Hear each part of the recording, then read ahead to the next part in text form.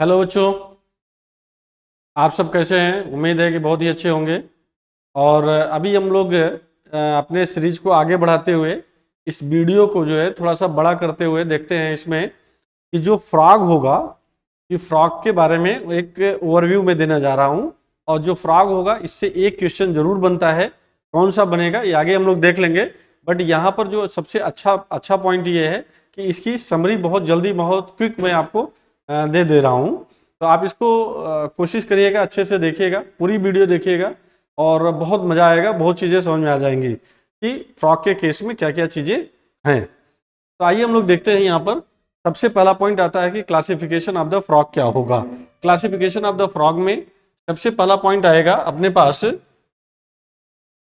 जो फ्रॉग का क्लासिफिकेशन है तो ये किस फाइलम में रखा जाएगा। तो अपन लोग ये बताएंगे कि जो फाइलम होगा, इसमें जो फाइलम होता है वो कार्डेटा होता है, क्योंकि कार्डेट का मेंबर होता है। कार्डेट का मतलब क्या हो गया कि जिसमें नोटोकार्ड वगैरह प्रेजेंट होते हैं।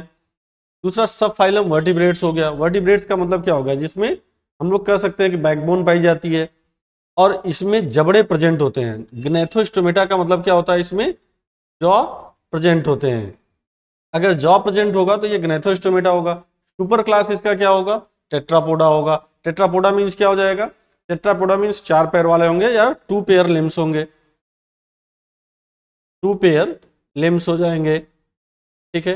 क्लास क्या हो गया, एम्फीबिया हो गया। एम्फीबिया मीन्स क्या होता है भाई, जो डबल लाइफ या बायोस का मतलब क्या होता है। देखो एम्फी, एम्फी मीन्स क्या हो गया, बोथ हो गया। बायोस मतलब क्या, लाइफ। तो जो डुअल लाइफ व्यतीत करेगा उसे हम लोग एम्फीबिया कहेंगे। डुअल लाइफ का सेंस क्या है यहाँ पर, डुअल लाइफ का सेंस है कि ये लैंड पर भी रहेगा और एक्वेटिक भी होगा। और इसका आर्डर क्या होगा, ए न्यूरा। ए न्यूरा मीन्स क्या होता है कि जिसमें टेल नहीं पाया जाएगा। जिसमें क्या नहीं पाया जाएगा, टेल। और इसका जो जीनस होता है राना हो गया। और जो इसकी स्पीसीज हो जाएगी, हम लोग ये कहेंगे जो इसकी स्पीसीज होगी उसे राना टिग्रीना कहेंगे। क्या कहलाएगा, मोस्ट कॉमन स्पीसीज क्या होती है, इसको अपन लोग कहेंगे मोस्ट कॉमन स्पीसीज। जो सबसे कॉमन स्पीसीज होगी वो कौन सी हो जाएगी, राना टिग्रीना। राना टिग्रीना बड़ा फेमस है, यहां से क्वेश्चन बनते ही हैं। तो ये क्लासिफिकेशन हम लोगों ने देख लिया। तो क्लासिफिकेशन हो गया। क्लासिफिकेशन के बाद अब हमारे पास आता है कि फ्रॉग का क्या की पॉइंट क्या होगा। इनमें अपन लोग बेटे ये देखें कि की पॉइंट क्या हो सकता है। ओवरव्यू ऑफ द फ्रॉग, की पॉइंट ऑफ द फ्रॉग। की पॉइंट ऑफ द क्या, most common species of frog found in India. Name क्या हो गया, राना टिग्रीना। राना टिग्रीना सबसे कॉमन हो गया। कुछ जो टोड होते हैं जिसको हम लोग ब्यूफो बोलते हैं, ब्यूफो भी राना टिग्रीना के जैसा ही है, लेकिन अंतर बहुत है, दोनों में डिफरेंस बहुत है। ये देखिए, ये इसकी क्या खास बात होती है, ये नेवर ड्रिंक वाटर, पानी कभी नहीं पिएगा। पानी इसलिए नहीं पिएगा क्योंकि जबकि पानी में ही रहता है। तो पानी इसलिए नहीं पीता है क्योंकि वाटर को क्या करेगा, मॉइस्ट के फॉर्म में एब्जॉर्व करेगा। कभी भी ये पानी मुंह से नहीं निकलेगा, इसलिए इसको क्या कहते हैं, never drink water. But absorb it's through the skin. Skin से ये क्या करेगा, सोख लेगा या एब्जॉर्व कर लेगा। राइट। अब इसके बाद आते हैं, इसका दूसरा पॉइंट है ये क्या होते हैं, पाइक्लोथर्म्स होते हैं या कोल्ड ब्लडेड होते हैं। इसका मतलब क्या होता है भाई, कोल्ड ब्लडेड मीन्स होता है कि ये अपने बॉडी टेम्परेचर को कांस्टेंट नहीं रख पाएगा। बॉडी टेम्परेचर को कांस्टेंट न रख पाने का क्या मतलब होता है कि ये जैसे ही एनवायरमेंट में, एक्सटर्नल एनवायरमेंट में या बाहर सराउंडिंग मीडियम में जैसे ही चेंज होगा टेम्परेचर में, ये अपने बॉडी टेम्परेचर को कांस्टेंट न रख पाएगा, इसमें भी चेंज आ जाएगा। जैसे हम लोग अगर अपनी बात करें ह्यूमंस में या बर्ड्स में, तो इनमें क्या होता है कि एक्सटर्नल टेम्परेचर चाहे जैसा हो, हमारा बॉडी टेम्परेचर कितना रहेगा, हमारा बॉडी टेम्परेचर 37 डिग्री सेल्सियस ही रहेगा। ओके, ये समझ में आ चुका होगा। तो body temperature varies with the temperature of the environment. Temperature of environment के अकॉर्डिंग क्या हो जाएगा, वो चेंज होता चला जाएगा। फिर आता है ये एस्टिवेशन शो करेगा या हाइबरनेशन शो करेगा। इसका मतलब क्या होता है, जैसे यहां पर देखिए, take shelter in a deep burrow to protect them from the external heat and cold. External heat and cold का मतलब क्या हो गया कि ये जब भी ये बहुत ज़्यादा टेम्परेचर पड़ने लगेगा, बहुत ज़्यादा टेम्परेचर पड़ने लगे,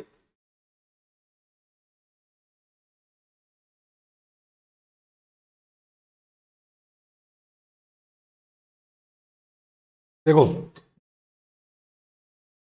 जब बहुत ज़्यादा टेम्परेचर बढ़ जाए तो ये समर स्लिप में चला जाएगा, और बहुत ठंडी पड़ने लगे तो विंटर स्लिप में चला जाएगा। इसका मतलब क्या होता है? इसका मतलब ये होता है कि ये इनएक्टिव फेज कहलाएगा। कौन सा फेज कहलाएगा? ये इनएक्टिव फेज कहलाता है। इनएक्टिव फेज का मतलब क्या होता है कि अपनी मेटाबॉलिक एक्टिविटी को स्लो डाउन कर देगा। अब क्योंकि ये कीचड़ के अंदर घुस जाएगा, कहाँ चला जाएगा? कीचड़ के अंदर घुस जाएगा, तो वहां पर टेम्परेचर को मेंटेन करने के लिए ये समर स्लिप में जाएगा या विंटर स्लिप में जाएगा। अगर समर स्लिप में जाता है तो उसको हम लोग एस्टिवेशन कहते हैं। अगर वो विंटर स्लिप में जाता है तो इसे हम लोग क्या कहेंगे? हाइबरनेशन कहते हैं। ये उम्मीद है कि ये चीजें समझ में आ रही होंगी। तो अब ये इसमें इस समय याद ये रखना है कि इस समय बॉडी टेम्परेचर हमेशा क्या होगा? इसका जो बॉडी टेम्परेचर होगा वो क्योंकि कांस्टेंट होता नहीं है, बॉडी टेम्परेचर वेरीज होता है, जिसको हम लोग पाइकेलोथर्म कहेंगे। और उस समय, इस समय इनएक्टिव पीरियड के समय मेटाबॉलिक एक्टिविटीज स्लो डाउन होगा, और ये क्योंकि फैट की जो फैट बॉडी होती है, फैट से अपने फूड रिसोर्सेज को यूज कर लेगा। ठीक है, आगे देखते हैं हम लोग। इसमें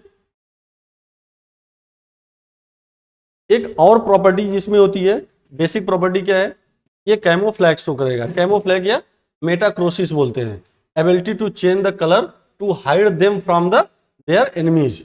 अपने दुश्मन से बचने के लिए अपने कलर को चेंज करने की एबिलिटी होना, ये कैमोफ्लैज कहलाएगा। ठीक है, कैमोफ्लैज मीन्स क्या होता है कि अपने दुश्मन से बचने का जो तरीका है इसके पास, वो कहलाएगा कैमोफ्लैज या मेटाक्रोसिस। मिमिक्री, जिसको हम लोग प्रोटेक्टिव कलरेशन कहेंगे।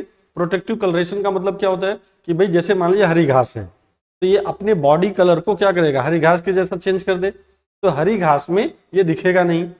ठीक, या जिस कलर में जो उस समय का एनवायरमेंट होगा उसके अनुसार चेंज करना, ये कहलाएगा क्या? प्रो मिमिक्री कहलाएगा। Skin is smooth and slippery due to presence of mucus gland. कभी आपने फ्रॉक को पकड़ने की कोशिश करी? अगर आप फ्रॉक को पकड़ने की कोशिश करते होंगे तो देखते होंगे कि बहुत तेजी से, जैसे ही आप ग्रिप बनाते हैं, तेजी से उछल करके ये भाग जाता है। क्यों बेटा भाग जाता है? इसलिए भाग जाता है क्योंकि ये इसका जो इसकी स्किन होती है, स्किन बहुत ही स्लिपरी होती है। स्लिपरी क्यों होती है? क्योंकि उस पर क्या प्रेजेंट होगा? म्यूकस ग्लैंड्स प्रेजेंट होते हैं, उस पर म्यूकस ग्लैंड पर प्रेजेंट होते हैं। अब इसके हम लोग कलर की बात करें, अगर हम लोग इसके कलर की बात करें तो जो इसका कलर होगा, आपने ये देखा कि वेंट्रल सरफेस पर यूनिफॉर्मली पेल येलो कलर होगा, मतलब कि ये हम लोग कह सकते हैं पीले कलर का होगा। जबकि डार्सल जो सरफेस होगा ऑलिव ग्रीन होगा। ये जो सरफेस है ये डार्सल सरफेस है। डार्सल सरफेस पर क्या होगा? ऑलिव ग्रीन होगा। ऑलिव ग्रीन का मतलब होता है कि साफ साफ एकदम ग्रीन जैसा दिखाई देगा। ठीक है, चलो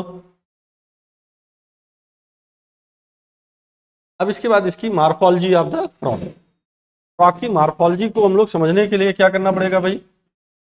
फ्रॉग की बॉडी को दो हिस्सों में डिवाइड किया गया। देखिए कौन सा? Body of the frog is divided into two parts. एक का पार्ट हो जाएगा हेड और दूसरा हो जाएगा ट्रंक।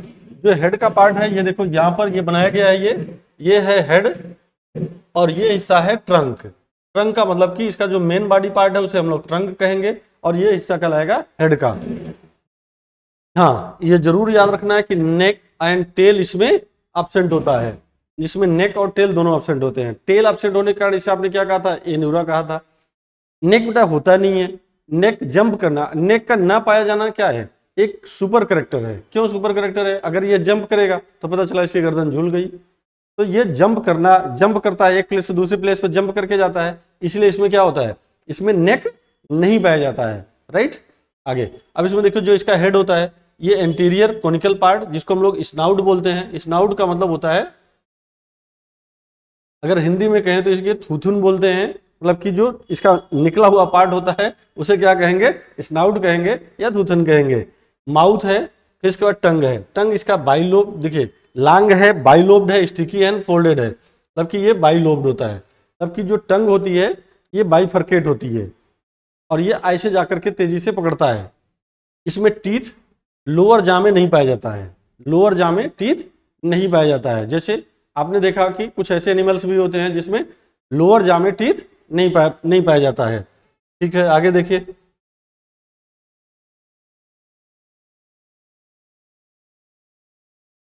हाँ, अब इसके कुछ स्ट्रक्चर को देखते हैं हम लोग। यहाँ पर आप देखिए फिगर में दिख रहा होगा, ये हिस्सा नॉस्ट्रिल का है। नॉस्ट्रिल का मतलब होता है नोज का हिस्सा है, ठीक। External opening of the nose is called nostril. फिर ये पार्ट बेटा किसका है, हेड का है। यहाँ पर ये हिस्सा किसका है, हेड है। यहाँ पर क्या है, आईज का हिस्सा है। जो आंखें होती हैं ये आई प्रोसेसिंग 1 यूनिट। 1 यूनिट का मतलब क्या होता है, सिंपल यूनिट। सिंपल का मतलब होता है कि इसकी आंखें जो होती है वो सिंपल आइज होती हैं। जैसे काकरोच मान लीजिए, काकरोच में क्या होता है, कॉम्प्लेक्स होता है। कॉम्प्लेक्स का मतलब क्या होता है, मोजाइक विजन होता है, इसमें सिंपल विजन होता है। अपर देखिए, जो अपर आईलिड होता है, ऊपर की जो आईलिड होती है ये इमूवेबल होती है। इमूवेबल का मतलब क्या हो गया, इसमें तनिक भी मूवमेंट नहीं होती है। लेकिन लोअर आईलिड क्या होती है, ये मूवेबल होती है। लोअर आईलिड मूवेबल होती है मतलब कि चलती फिरती है। निक्टेटिंग मेम्ब्रेन पाया जाएगा जो कि मूवेबल होता है और ट्रांसपेरेंट होता है। जब ये पानी के अंदर जाता है तो अपने निक्टेटिंग मेम्ब्रेन को स्ट्रेच कर लेता है, खींच लेता है। जब स्ट्रेच कर लेगा तो ये क्या करेगा, पानी में आसानी से जा सकता है। जैसे अगर हम लोग पानी में जाना हो तो हम लोग अगर आंख खोलेंगे तो आंख में पानी जाएगा, जलन महसूस होती है, ऐसा लग रहा है कि जैसे आंख में पानी चला, आंख में पूरा का पूरा पानी भर गया है। लेकिन इनके साथ ऐसा नहीं है, क्योंकि क्या करते हैं, ये एक निक्टेटिंग मेम्ब्रेन होती है, एक ट्रांसपेरेंट मेम्ब्रेन होती है, उसको ये स्ट्रेच कर लेगा, आंख पर उसको खींच लेगा। जैसे ही आंख पर ये खींचेगा और ये आराम से पानी के अंदर जा सकता है। इसमें देखिए एक इसके अंदर एक आर्गन पाया जाएगा, इसको हम लोग ओकल सैक कहेंगे। क्या कहेंगे, ये ओकल सैक या रेजोनेटर आर्गन कहलाएगा। ये 1 पेयर होगा, बैलून लाइक स्ट्रक्चर है ये produce the croaking sound and but increase the pitch of the croaking. Croaking का मतलब क्या होता है कि ये जब मेढक टर्राने की जो आवाज होती है उसको क्रॉकिंग बोलते हैं। ये क्या किया, ये मेल में पाया जाएगा to attract the female for mating in the breeding season. तो ये हमेशा याद रखना है, ओकल सैक केवल और केवल मेल में पाया जाएगा, ये फीमेल में नहीं पाया जाएगा, ठीक, फीमेल में नहीं पाया जाएगा। तो लेकिन ये क्या करता है, टर्र टर्र जब आवाज करता है, ब्रीडिंग सीजन होती है, इसका बरसात होती है। आपने सुना होगा कि बरसात में मेढक टर्र टर्र करते रहते हैं। तो उसका क्या रीजन होता है, ये रीजन होता है कि फीमेल को अट्रैक्ट करता है फॉर द मेटिंग। मेटिंग का मतलब होगा कि जिससे फर्दर प्रोजेनी प्रोड्यूस कर सके। ठीक है, आगे देखते हैं हम लोग इसको।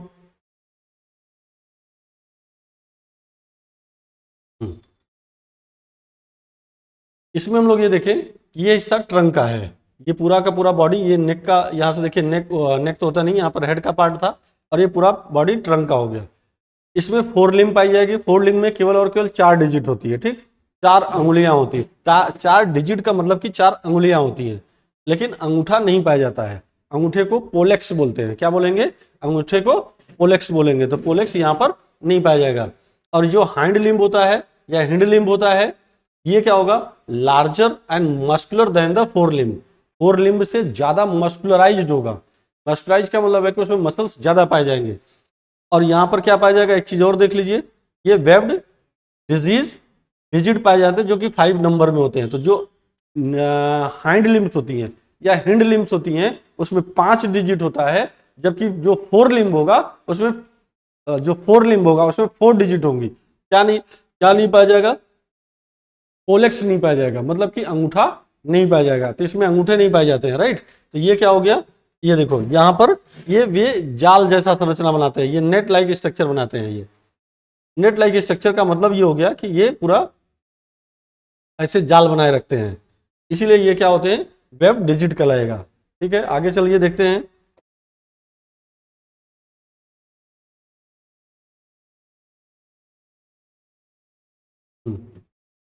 अब इसकी हम लोग एनाटॉमी पर चलते हैं ना, इस पर डिस्कस करेंगे एनाटॉमी पर। तो एनाटॉमी में क्या हो गया, सबसे पहले हम लोग रेस्पिरेटरी सिस्टम को देखते हैं। तो रेस्पिरेशन इसमें कितने टाइप का होगा, 3 टाइप का रेस्पिरेशन होगा। पहला क्या हो जाएगा, पल्मोनरी होगा, दूसरा बक्को फेरेंजियल होगा। तो आप ये देखो कि जो ये माउथ का हिस्सा है, यहाँ पर माउथ कैविटी है, माउथ कैविटी में ये एक्सचेंज ऑफ द गैसेस करेगा। यहाँ पर क्या होगा, ये लंग्स होंगे और ये इससे क्या करेगा, कार्बन डाइऑक्साइड लेगा, यहाँ से ऑक्सीजन लेगा और कार्बन डाइऑक्साइड बाहर निकालेगा। तो ऑक्सीजन लेना और कार्बन डाइऑक्साइड का बाहर करना, ये एक्सचेंज ऑफ द क्या कहलाएगा, एक्सचेंज ऑफ द गैसेस कहलाएगा। ठीक, अगर एक्सचेंज ऑफ द गैसेस कर रहा है तो ये कहलाएगा क्या, पल्मोनरी रेस्पिरेशन। पल्मोनरी रेस्पिरेशन का मतलब क्या होगा, लंग्स के द्वारा रेस्पिरेशन करना। और ये दोनों तब करेगा जब हम लोग कह सकते हैं जनरली ये लैंड पर होंगे, या हम लोग ये ऐसे भी बोल सकते हैं कि ये लैंड पर न हो करके कहाँ पर प्रेजेंट होंगे, जब ये एक्टिव पीरियड में होंगे, ब्रीडिंग सीजन में होंगे, तो इस समय ये क्या करेगा, इनमें एक्सचेंज ऑफ गैसेस करेगा। आइए इसको और डिटेल हम लोग समझ लें। इसमें देखिए, pulmonary respiration, a pair of elongated pink colour sac like structure है present in the upper part of the trunk. Upper part of the trunk का क्या मतलब है भाई, upper part of the trunk का मतलब हो कि अगले हिस्से में ये पाया जाएगा। क्यूटेनियस रेस्पिरेशन किसके द्वारा करेगा, स्किन के द्वारा करेगा। इसमें क्या प्रेजेंट होगी, म्यूकस ग्लैंड प्रेजेंट होती है जो कि म्यूकस को सिक्रेट करेगा और स्किन को मॉइस्ट रखेगा, स्किन को नम रखेगा। बेटे नम रखना स्किन को, और आप एकदम 100% जान लो कि ऐसी कंडीशन अर्थवॉर्म में भी पाई जाती है। कहाँ पाई जाएगी, अर्थवॉर्म में भी पाई जाती है। Helps in exchange of gases by the diffusion in water and during the aestivation and hibernation.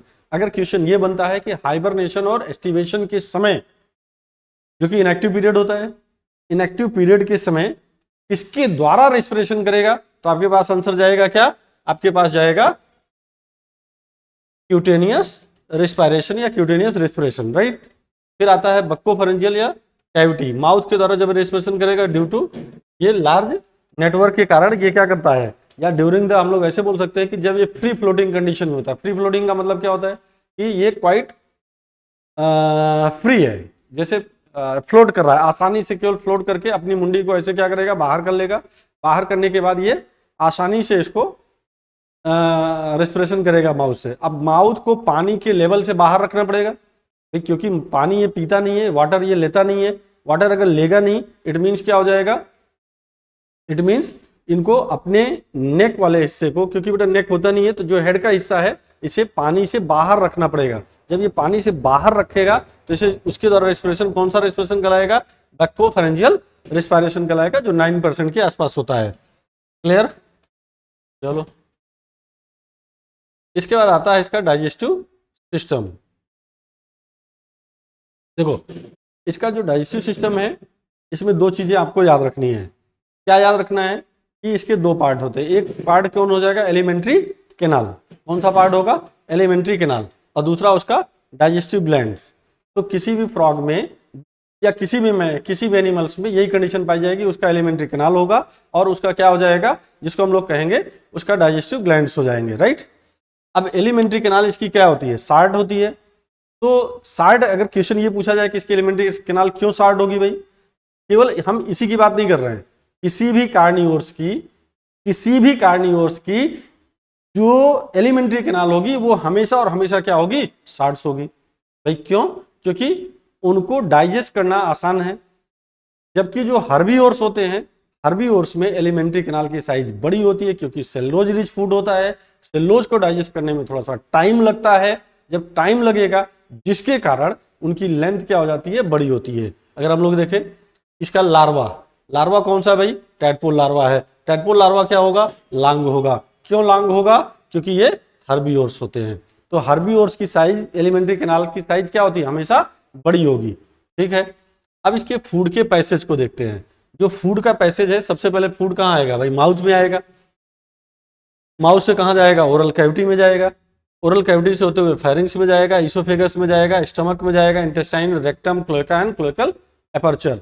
Means ये एकदम इसका क्या है, एक फूड पैसेज है। तो फूड पैसेज में सबसे पहले एक बार फिर से समझ लीजिए कि माउथ में जाएगा, माउथ से बक्कल कैविटी में जाएगा, फिर फेरिंग्स में, देन इसोफेगस में, स्टमक में, इंटेस्टिन में, रेक्टम में, क्लोएका में और क्लोएकल एपर्चर के थ्रू बाहर हो जाएगा। जो अनडाइजेस्टेड फूड होगा क्लोएकल एपर्चर के थ्रू बाहर हो जाएंगे, राइट। चलिए आगे देखते हैं mechanism of the digestion. Digestion of food takes place by the action of HCl and gastric juice secreted from the wall of the stomach. क्या आपको पता है कि सबसे पहले अगर फ्रॉग फूड को लेगा तो माउथ में तो कोई डाइजेशन होगा नहीं, उसका सीधा सा कहाँ जाएगा, डाइजेशन सबसे पहले कहाँ होगा, स्टमक में होगा। भाई स्टमक में डाइजेशन क्यों होगा, स्टमक में डाइजेशन इसलिए होना है क्योंकि वहीं से डाइजेशन स्टार्ट होगा। अगर यही ह्यूमन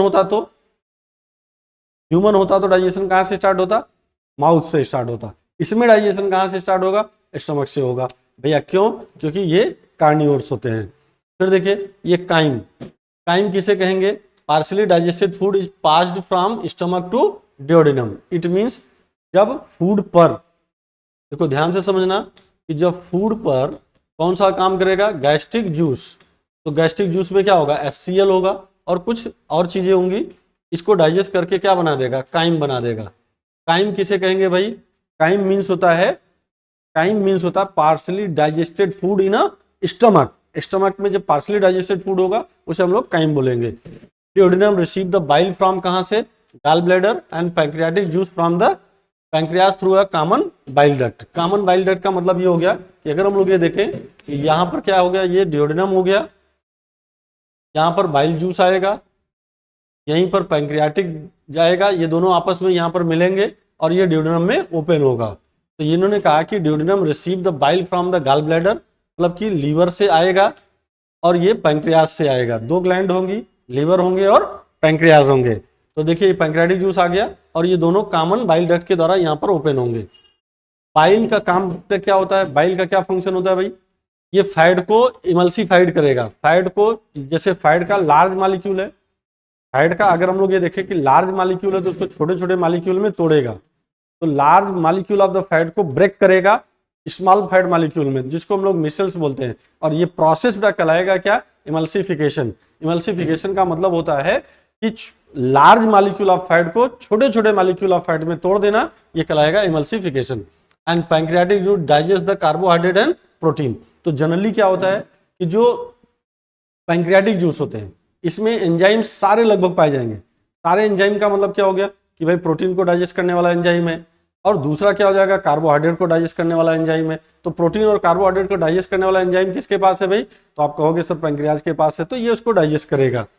फिर final digestion takes place in intestine. तो एक क्वेश्चन ये बनता है कि फाइनल डाइजेशन यहाँ पर कहाँ होगा, फ्रॉग के केस में कहाँ होगा, तो आपका आंसर जाएगा क्या, ये इंटेस्टाइन हो जाएगा। यहाँ पर digested food is absorb by the intestine, तो मतलब कि एब्जॉर्प्शन की प्रोसेस कहाँ होगी, इंटेस्टाइन में। अब एब्जॉर्प्शन किसे कहते हैं, छोटा सा पॉइंट है, उसको आप समझ लो भैया। एब्जॉर्प्शन का मतलब होता है कि जैसे मान लो एलिमेंट्री कैनाल है, या आप ऐसे बोल लो कि इंटेस्टाइन है, इंटेस्टाइन से निकल करके ब्लड में जाना। जो डाइजेस्टेड फूड है जिसका डाइजेशन कहां पर हुआ, इंटेस्टाइन में, इंटेस्टाइन से निकल करके ब्लड वेसल्स में जाना, ये आपका क्या कहलाएगा, ये कहलाएगा, हम लोग कहेंगे एब्जॉर्प्शन। और वही एब्जॉर्ब होकर के बॉडी ऑर्गन में चला जाए तो ये कहलाएगा एसिमुलेशन। क्या कहलाएगा, एसिमुलेशन। तो सबसे पहले क्या होगा, फूड को लेगा, फूड को इंटेक करेगा भाई। जब फूड को इंटेक करेगा तो क्या बोलेंगे उसे, इंजेशन बोलेंगे। क्या बोलेंगे, इंजेशन। फिर उसके बाद उसका क्या होगा, डाइजेशन होगा, फिर एब्जॉर्प्शन होगा, देन एसिमुलेशन होगा। तो ठीक, आगे देखिए भाई, digested food is absorbed by the intestine. Undigested solid food move into the rectum. कहां चला गया, ये रेक्टम में, and passed out through the cloaca. Cloaca के थ्रू बाहर निकल जाएगा। क्लोएका किसे कहेंगे, एक कॉमन चैम्बर है जो कि फीकल मैटर को रिमूव कराएगा, यूरिन को और गैमिड्स को। मतलब बेटा कि ये तीनों ट्रैक में, तीनों ट्रैक का मतलब कौन सा, digestive tract, reproductive tract and excretory tract, जिसको हम लोग यूरेटर कहेंगे। रिप्रोडक्टिव ट्रैक्ट हो गया, और तीसरा क्या हो जाएगा हमारे पास, जो डाइजेस्टिव ट्रैक्ट है। यहां से क्या करना है कि तीनों एक जगह आके मिलते हैं, उसे अपन लोग बोलेंगे क्लोएका। क्या बोलेंगे, क्लोएका। चलिए आगे देखते हैं।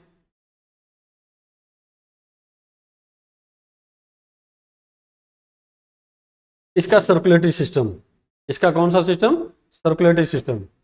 सर्कुलेटरी सिस्टम में क्या होगा भाई, इसका सबसे पहले आप ऐसे समझ लो कि फंक्शन क्या होगा। फंक्शन को, फूड को ट्रांसपोर्टेशन ऑफ फूड हो गया, gases and hormone to various part of the body. तो बेटा एक जगह से, मेन चीज आप जान लो, सर्कुलेशन कहने का मतलब ही होता है क्या, कि वो उसे एक जगह से दूसरी जगह जाना, ले जाना। आप एक चीज देखो कि फ्रॉग के केस में दोनों सिस्टम पाया जाएगा, सर्कुलेटरी ब्लड सर्कुलेटरी सिस्टम पाया जाएगा या वस्कुलर सिस्टम पाया जाएगा, और दूसरा क्या होगा, लिम्फेटिक सिस्टम भी होगा। और फ्रॉग एक इकलौता ऐसा एनिमल्स है जिसमें लिम्फेटिक हार्ट बेटा प्रेजेंट होता है। कौन सा हार्ट प्रेजेंट होगा, लिम्फेटिक हार्ट प्रेजेंट होता है। इसका हार्ट क्या होता है भाई, मायोजेनिक होता है। ये मायोजेनिक क्या होता है भाई, मायोजेनिक मीन्स होता है कि मसल्स के इधर heart beat originated by the muscles, ठीक, and regulated by the heart beat regulated also by the muscles. ये 3 चैम्बर होंगे, 2 आर्कल होंगे और 1 वेंट्रिकल होगा। 2 वेंट्रिकल नहीं होंगे, 3 चैम्बर होंगे, 2 आर्कल और 1 वेंट्रिकल होगा। हार्ट बीट लगभग 64 होगा। इसमें क्लोज टाइप का ब्लड सर्कुलेशन होगा और इनकम्प्लीट डबल सर्कुलेशन होगा। इनकम्प्लीट डबल सर्कुलेशन का क्या मतलब होता है भाई? इनकम्प्लीट डबल सर्कुलेशन अगर कहने का मतलब होता है कि इसमें कहीं ना कहीं ब्लड मिक्स होता है। अगर हम लोग ये देखें तो हमारे पास ये, अगर हम लोग इसी फिगर के फॉर्म में देखें,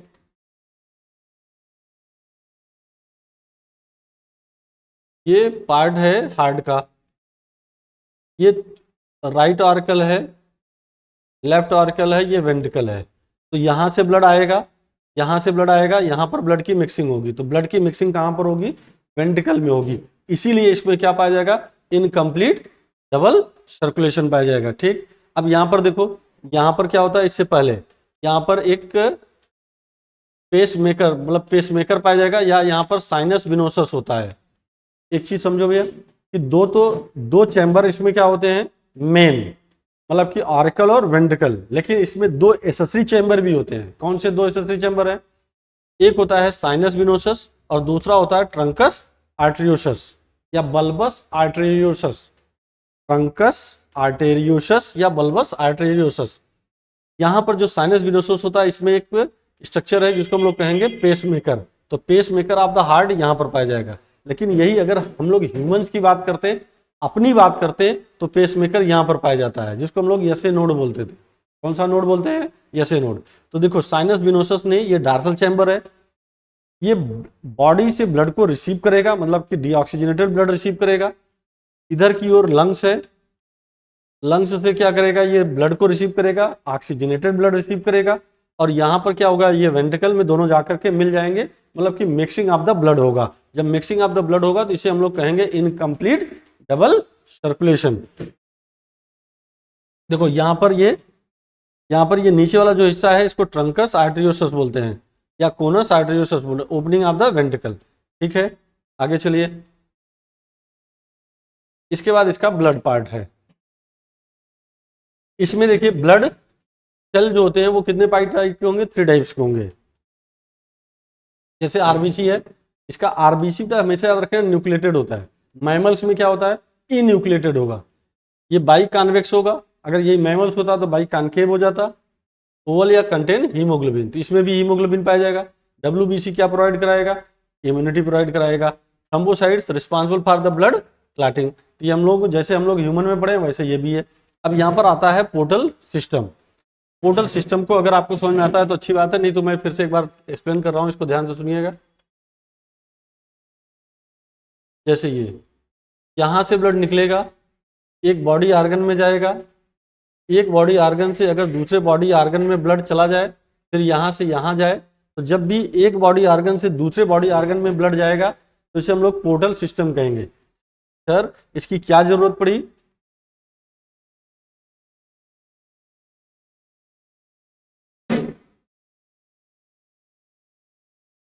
इसकी क्या जरूरत पड़ी पोर्टल सिस्टम की? पोर्टल सिस्टम की इसलिए जरूरत पड़ी क्योंकि मान लो ये ब्लड, ये बॉडी आर्गन बॉडी से दूर है। जब ये दूर होगा तो ये क्या करेगा? दूसरे बॉडी आर्गन में ब्लड लेके जाएगा। इसमें 2 टाइप के पोर्टल सिस्टम आपको दिखाए गए हैं।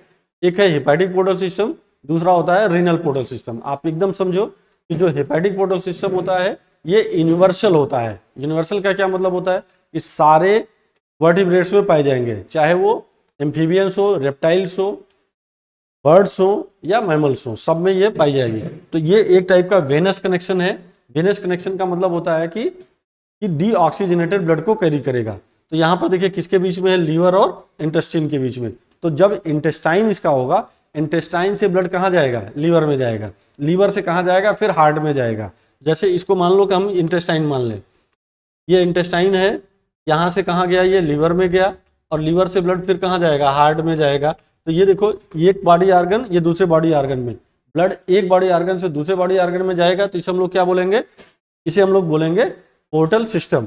अब क्योंकि पोर्टल सिस्टम का नाम हमेशा इस बेसिस पर रखा जाता है, इस बेसिस पर रखा जाता है जिसमें वो टर्मिनेट होगा, जिसमें वो टर्मिनेट होगा। जैसे ये लीवर है तो इसको क्या कहेंगे? Hepatic portal system. हिपैटिक मतलब क्या हो गया? लीवर। दूसरा होता है रीनल, रीनल मतलब क्या हो जाएगा, किडनी। तो यहाँ पर जो ये कनेक्शन है किसके बीच में, किडनी और lower part of the body. तो फ्रॉग के केस में या लोअर वर्टिब्रेट्स में like the fishes and amphibians, fishes and amphibians में ही क्या पाया जाएगा, केवल और केवल रीनल पोर्टल सिस्टम पाया जाएगा। तो रीनल पोर्टल सिस्टम ये हायर वर्टिब्रेट्स में नहीं पाए जाएंगे, जैसे मैमल्स में, तो मैमल्स में ये नहीं पाया जाएगा। कौन है, क्या नहीं पाया जाएगा, रीनल पोर्टल सिस्टम मैमल्स में नहीं पाया जाएगा। ठीक है भाई, आगे देखते हैं।